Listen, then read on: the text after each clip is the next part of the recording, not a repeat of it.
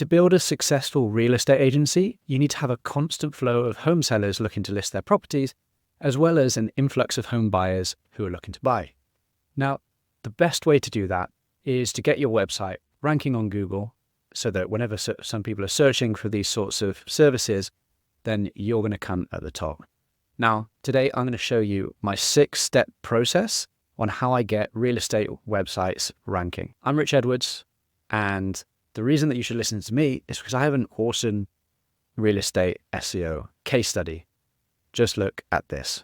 So here you can see a client that we started working with. We started building links for them, which helps improve their SEO. And you can see that they went from nothing to now getting over 8,000 visits to their website every month. That is an incredible amount of growth in a short amount of time. And this is all to show you that it is entirely possible and that with a bit of work, you can do the same thing. So let's jump in. What is SEO? SEO is all about positioning a website at the top of Google. So that means when somebody types in homes for sale in Miami, your website will come at the top. They'll land on your website and hopefully either buy a home from you, submit a lead form, or potentially even want to list their property with you. The reason SEO really works as a great marketing channel is because it is the best type of customer that you could acquire. There's no convincing somebody that is looking for the service that you are providing that they need to have it. You just need to get in front of it. Ranking in Google sometimes can seem quite complicated, but I want to demystify that and break down the 6-step process that we use to rank real estate websites. And if at any point you think that you'd rather that we do it for you, then feel free to just book a free consultation with me or my team in the link in the description. Now, the first step of ranking a website in Google is to do your keyword research. So a keyword is the word that somebody will type into Google in order to find your website. The best way to do that is to head to a tool called Ahrefs, or there are also other tools available. And if you go to the Keywords Explorer and you type in, for example, homes for sale, then you'll start to get all sorts of terms that contain that. So here we are. I'm just going to search that. I've clicked on terms. And what I will do is go down here and see what are the types of keywords that might be relevant to me. Now, as real estate is generally quite a local business, what you want to do is find the local ones for your term. So for example, if you're in Las Vegas, perhaps new homes for sale in North Las Vegas might be a great term. And you can see here, it's got a keyword difficulty of 1. So that means it's potentially not so difficult. And it has a monthly search volume. So that's the amount of people searching each month is 9,200 people. So even if you get a portion of that traffic, that is a lot of people that could be coming to your website and potentially using your services. Now, there are lots of different keywords. So the best thing to do is scan through and note down the ones that are relevant to you. For example, we've got Florida. If you're in Florida, there's Maine.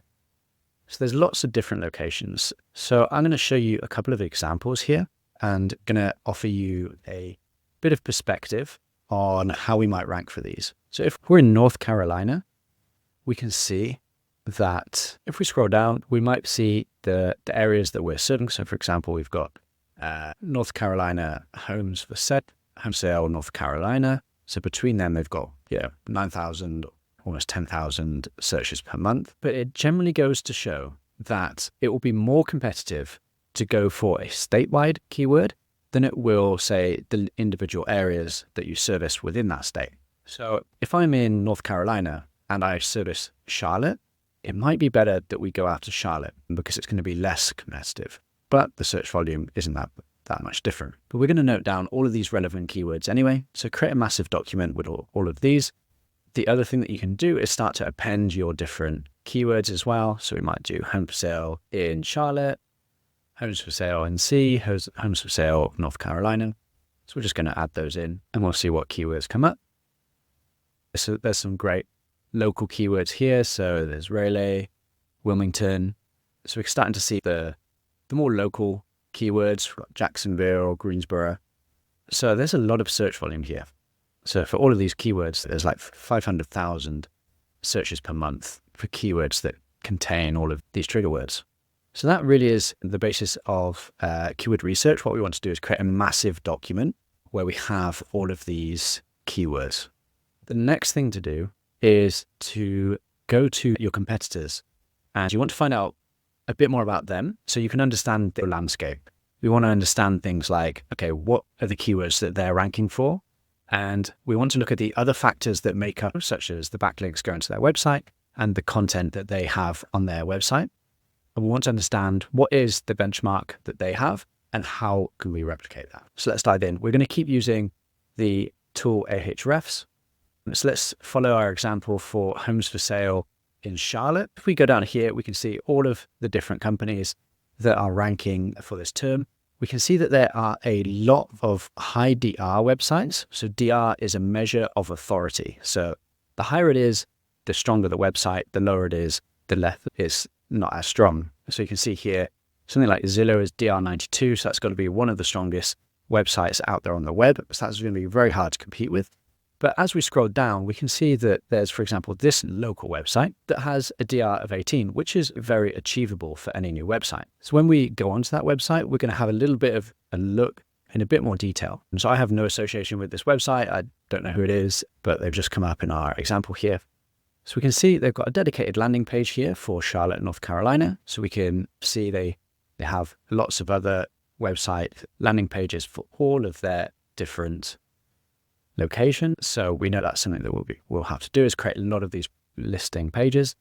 And then we can take that website and we want to reverse engineer it. So what we're looking for here is the keywords that they're ranking for. So I would download all of their keywords. We can see here that we have, homes for sale in Rock Hill, in Mooresville. So there's lots of keywords here that they're ranking for, which is really great to see. So let's have a look at the overview of this website. Overall, they're getting about 50,000 visitors to their website a month. Now, this is just an estimate, but it gives us a sense of the scale that this website is on. 50,000, that is a really healthy business that they will have here. If we look at the backlinks, we can see that they have about 500 domains linking to their website, which seems like a lot, but it depends on the quality of these links. Link building is a major factor, and I'll go into that in more detail later on. But I can see a lot of these websites are kind of citation websites, things like the Yellow Pages, where they've got a listing on that website that's pointing back to them, and that's really cheap and really affordable to do. This doesn't particularly scare me. I think we could replicate something like that. There's 600 domains, but it's all possible to do. And I can see they don't have any major links coming from big press websites, New York Times or something like that. It seems like it would be fairly easy to beat. So we've established we need to have about probably 600 domains. We can break that further down in the backlink section. We can also see the number of pages that they have. So if we go to top pages, they do have 10,000 pages, but if we look at pages that are actually getting traffic, and that's going to bring that down to about 600 pages. So can we create 600 pages? Absolutely. For a real estate website, it's not too hard at all, because if you look at those pages, they're all programmatic, that is generated with technology, and listing pages. So they're just listing the properties that they have for sale in each of those areas. And then they've done that across all of the areas that they can cover within North Carolina, which obviously adds up to a lot of locations. Now, the final aspect of our competitor research that we want to look at is how many reviews our competitors have. So we're going to type in one of our keywords, for example, in this case, Realtor Charlotte, North Carolina, and we're going to see in the local listings, so this is the listings where there is a map, how many reviews do these businesses have?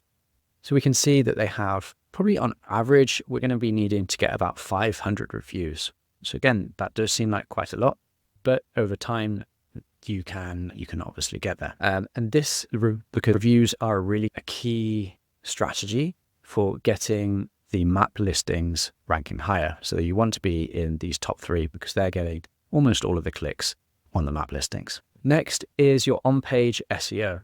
Now, don't get scared about the technical website aspects of on-page SEO. It can be quite simple and straightforward. So we can see with this example, what we're going to need to be doing, apart from our homepage and our blog pages, we're also going to need to create service pages or dedicated landing pages. You need to create dedicated landing pages for all of the locations that we want to service. These are collection pages of all their listings. And in general for on-page, there are a few best practices that I want you to follow. The first is for your main keyword for that landing page, you want to have, number one, your main keyword in the title of the page. Number two, you want it in the main heading on the page, which is often called a H1 tag. And you want to include that keyword in the first 100 words of writing that you have on that page. And then finally, it's also good practice to include it in your meta description as well. So again, that might all sound complicated, but if you have a developer that you're working with, they'll be able to implement that very easily. And then the other tip that I can give on page SEO is to use correlation tools like Surfer SEO. So what these tools do is you plug in your keyword and they'll tell you how many times you need to mention each keyword, and they will give you a score of that piece of writing. You want to basically have a score that will be higher than all of your competitors, and this tool gets all of its data by looking what's already happening in the top 10 results in Google and understanding the amount of keywords that get mentioned in each page, and therefore they translate that into a guide for you. So it makes a lot of the on-page side of things very easy for you. Okay, so we're halfway through, but we've done a lot of the hard work already. So let's dive into the next aspect, is the Google My Business and getting reviews. So that's what I showed you earlier. Now, we want to be able to feature in here. It's the factors that influence this. First of all, filling out all of the information on your profile. So go through and do that. Just make sure your profile is 100% complete. It's very accurate to what you're actually doing. Yeah, it's got your opening hours, the right categories for your business, etc. Then add in as many photos as you can, authentic photos of your business, your location, your staff, your team, that sort of thing. And finally, probably the most important aspect is getting reviews. So you can see from our example earlier, we need to get about 500 reviews. Hopefully you've got some already, but maybe this will give you a target of what you need to be aiming for. And as they say, what gets measured gets managed. So set some targets for your team. You can even incentivize your employees that if they get your review on Google, they get a gift card or a special treat or something like that, a bonus. And then go back to all of your old customers, make sure that you're contacting your happy customers. Obviously, we want good reviews. So get your happy and loyal customers to review your business. So now we've got our website, we understand what are the terms that we're trying to rank for. We've got a solid on-page strategy and all the pages that we need to create on our website, such as our landing pages.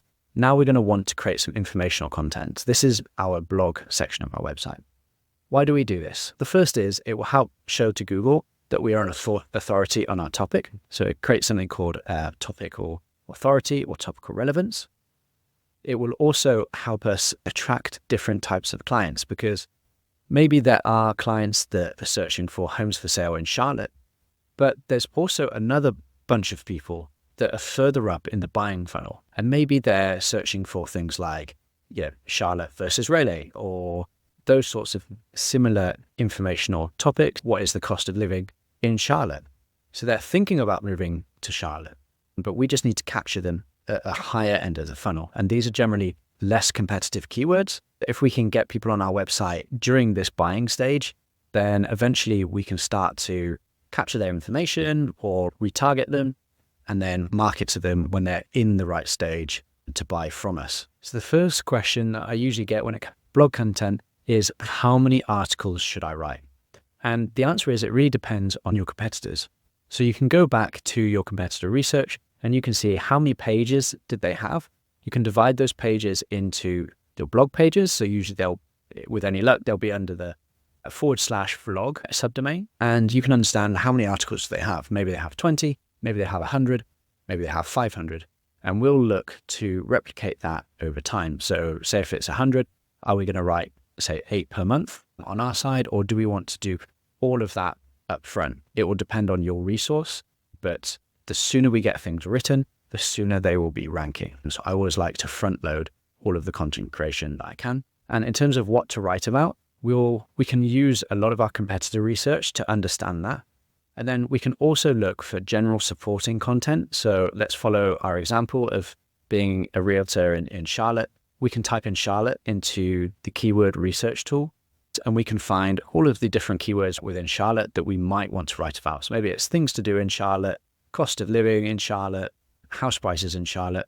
So we'll choose the most relevant terms that will give topically relevant customers to our website. When we're creating this, remember all of the on-page rules that we talked about, as well as using a correlation tool like Surfer will be a great help. So the next stage is probably the most important thing that we can do, which is building backlinks to your website. What is a backlink? A backlink is a link from another website over to your website. So it seems simple enough, but is extremely important because it's one of the ways that Google measures how popular a website is, because they can see if a website has lots of links and links coming from really high authority, important like news websites and things like that, then they will increase the ranking of that website. Now, the question about how many you need to build is by looking at your competitors, you'll get an understanding of the scale of how many links you might need to build. In our previous example, we said that we'd have to build about 500. When we looked into it, a lot of those were directory links and fairly easy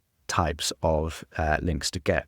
That comes to our next question of what type of links do we need to build? Let's look here. I use something called the SEO link building pyramid.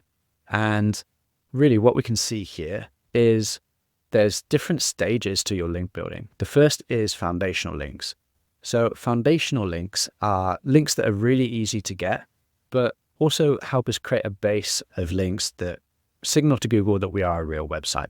So these are listing on directory sites. These are fairly easy for us to build, and getting all of our major social media profiles set up and having links back from there. So Instagram, Facebook, Reddit, all of the important social media channels. Next, we want to build relevancy. So this is helping Google understand what our website is about.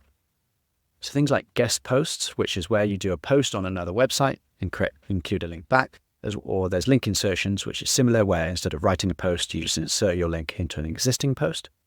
These are usually paid options. And this just helps us, build relevancy, but it also helps us target those links to specific pages that we want to boost. If we have a general North Carolina real estate agency, then maybe we want to improve rankings on our Charlotte page. We would send links directly to that Charlotte page. And now finally, the most important, the peak of the pyramid, as it were, is our authority links. These come from digital PR. So these are creating press campaigns for journalists to use, and then as a return, they will link back to us. And then a similar tactic is journalist requests. This is where journalists put out requests via platforms such as Twitter. And if you're able to answer them and provide your expertise, they will perhaps include a quote within that article and give a link to your website. We worked with a real estate agent, the one that I previously showed you, where we grew their traffic really quickly. And a lot of that was because we did a very good press campaign for them. Now, we got them over 40 links from some of the best websites in the world. These included the New York Post, Go Banking Rates, Yahoo, and ABC. So let me show you some of the things that we did for them. One of the campaigns that we did was we created a data study on all of the airports in the United States where they might experience delay over the holidays. This went really well. It was very interesting data. It was timed very well because it released it just before the holidays. And you can see it got featured in some major websites such as the New York Post. Next, we had a feature in ABC. We sent out some tips about selling your home during winter, and it got picked up here. And then in Go Banking Rates, one of the things that we did was we did a data analysis on the most expensive celebrity homes that were sold in Florida. And we sent that out and got some really good pickup and attraction from journalists. So these are the sort of links that you'll need to start ranking your website, which seems really complicated, but we'll happily do a free audit for you so you can understand what types of links you need to build, from where, and we can even offer to help you build those links for you. Okay, so let's wrap all of this. You've now got this 6-step process that you need to rank your real estate website. There are a few things to have in mind. Now, the first is it is a long-term process. It can take months and months of hard work to start seeing results. So that is why consistency is key. We need to be constantly working on our website, creating content, building links, and investing in the future of our business. doing all this will pay off and you will get for your business. So the thing that I like to do for anyone that I'm mentoring on this is create a bit of a plan of action. What do you hope to do every month? How many posts are you going to write? How many links are you build? What is the target that you have in reviews from your customers? Break that down, and it will take a very seemingly complicated topic and it will turn it into easy action items that you can do each month. You have everything that you need to know. And if you feel that this is too complicated for you, or that your time is better spent on other aspects of your business, then just give us a call and book a time in with us in the link in the description, and we'll help to do it all for you. Hope that's been useful. Thank you. Bye-bye.